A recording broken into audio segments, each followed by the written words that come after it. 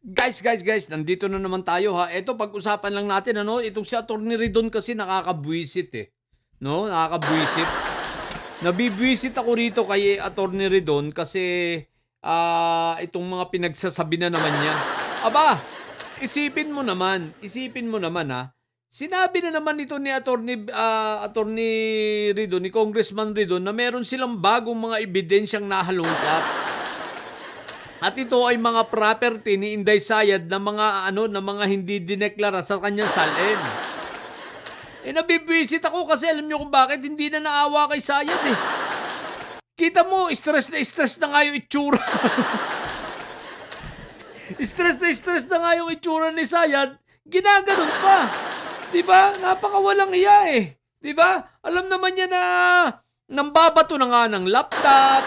'Di ba? Nagmumura na nga, inaaway na ang lahat, 'di ba? Inaaway na, minumura na pati yung mga senador na kaalyado niya dahil puro daw palpak.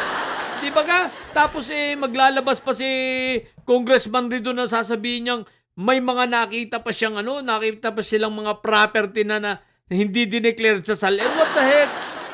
Baka naman pati yung nasa Ecoland sinama niyo diyan dahil alam ko yung sa property na napakalaki ni Inday Sayad sa Ecoland, hindi nakadeclare sa SALN niya yun. Baka naman isinama mo pa yun, Attorney Ridon. Congressman Ridon, huwag ka naman ganyan. Diba? Huwag naman ganyan. Tapos itong sila Congressman Chua, sumasawsaw pa. Ginagalit pa rin si Inday Sayad. What the heck? Isipin nyo naman, na itong si Congressman Chua sa interview sa kanya, parang sumasang-ayon pa siya na yung sinasabi ni ano pangalan ito, Justice Carpio, na dapat hindi mag-base ang botohan ng impeachment trial dun sa 24, kundi dapat kung ano yung batas na ginawa dito sa quorum, dapat ganun din. Diba? Kumbaga sinang-ayunan pa ni Congressman Joel Chua. What the heck? Ano ba namang klase ito? Mga ito ginagalit nyo naman si Inday Sayad. Nag-iiyak na nga, nagtatay na nga. Yung mga abogado nga nila, hindi na malaman kung anong depensa ang gagawin nila eh. Di ba ga? Tapos ganyan pa kayo. Tapos nagdadagdag pa kayo ng witness. Tapos yung mga kinuha nyo pang abogado, ang gagaling. Sila Attorney Kapunan, sila Liba, itong taga Cebu, di ba? Itong law firm ni Enrile. Ang gagaling niyang mga yan eh. Bagamat yung kanyang mga abogado ni Inday Sayad, mga dikampanilya rin yan. Ang problema, wala naman silang ebidensya na para tanggihan o salagin yung inyong mga ebidensya, yung inyong mga ipipresentang ebidensya. Tapos dagdagdag pa kayo ngayon, wag naman kayong ganyan.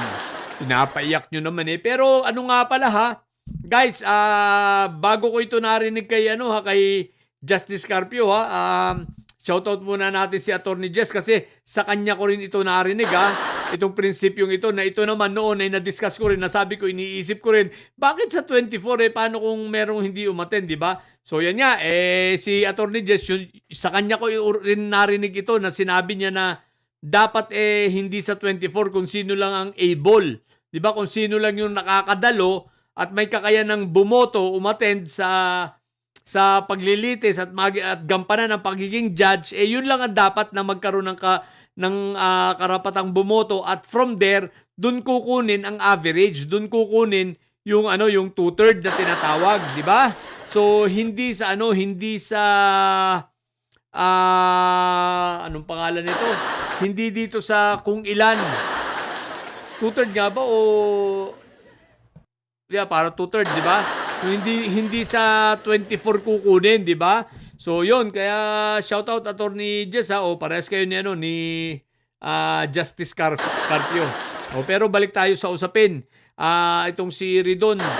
Sama ng ugali mo, Congressman Ridon, Pinapaiyak mo si Sayad, Galit na nga sa'yo mga didilis. Dinadagdagan mo pa. Alam mo namang si Sayad, bobo yan.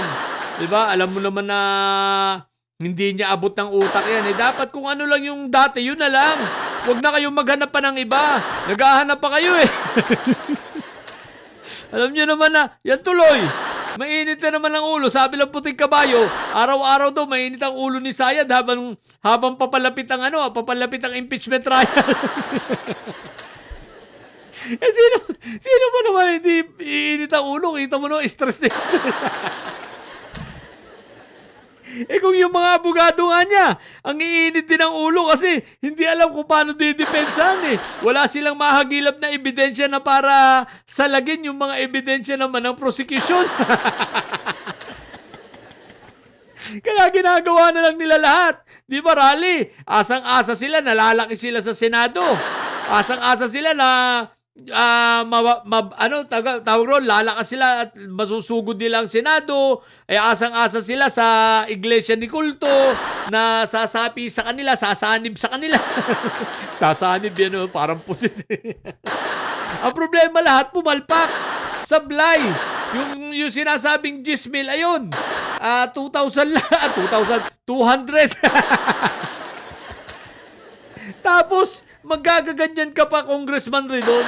Wala ka talaga sa hulog Tapos, ito pa si Congressman Chua. Bubundulin mo pa. Sasang-ayunan mo pa yung sinasabi ni Justice Carpio. Hindi yan, pag ginawa mo yun, pag napaisip tuloy ang mga senador o kaya may magpetisyon patungkol sa questionin sa Korte Suprema yung nasa konstitusyon na yan, about dyan sa Article 11 na yan baka biglang magdesisyon din ang Korte Suprema at baguhin din, igaya sa quorum, di ba? Di ikaw, isa ka sa rin dyan, Congressman Chua, kasi sumang-ayon ka Di ba? Kayo talaga, mga pasaway kayo Ginagalit nyo si Inday Sayad Pinipiko ninyo, alam nyo naman piko ninyo. Huwag ganyan. Kasi ang dami na, piko na. Yung mga didilis, umiiyak na. Kulang na lang, halos lumuha na nga ng dugo Isipin mo, punong-puno na ng kahihiyan. Isipin mo, pati yung mga siraulo, kinukuha na nila. Yung mga taong grasa, kinukuha na rin nila. Pampadagdag bilang daw. Kita mo yung nagsasayaw sa Senado na nagsusumba-sumba. Taong grasa yun, binihisan lang nila. Tapos pinakain, pinaligo. Para lang makadagdag. Kita mo naman kapal na mukha, pasumba-sumba ron, di ba yung lalaki na nakikita nyo parang abnormal? Hindi talaga parang yun, abnormal talaga yun. Taong grasa, legit na taong grasa yun. Kinuha lang nila pandagdag. Tapos biglang ganyan, habang sila nagdadagdag ng mga siraulo dun sa may harap ng Senado. Kayo naman dalawa, ikaw Congressman Ridon at Congressman Chua, dinadagdagan nyo pa ng ebidensya. Di ba nga? Huwag ganon. Samahan nyo. Baka isinama nyo pa yung malaking lupay ni Inday Sayad sa Ecoland, Nawala sa salin niya yun. What the heck? Bakit kaya ang saya natin basta mainit ang ulo ni Sayad? Ewan ko ba? Sa mga bumundidili dyan may Sayad. Mainit na naman ulo nyo. Anong petsa na? 14 na! Presidente si PBBM pa rin. What the heck? Hindi kayo mabobot may Sayad sa mga may Sayad ay laging high blood. Bye!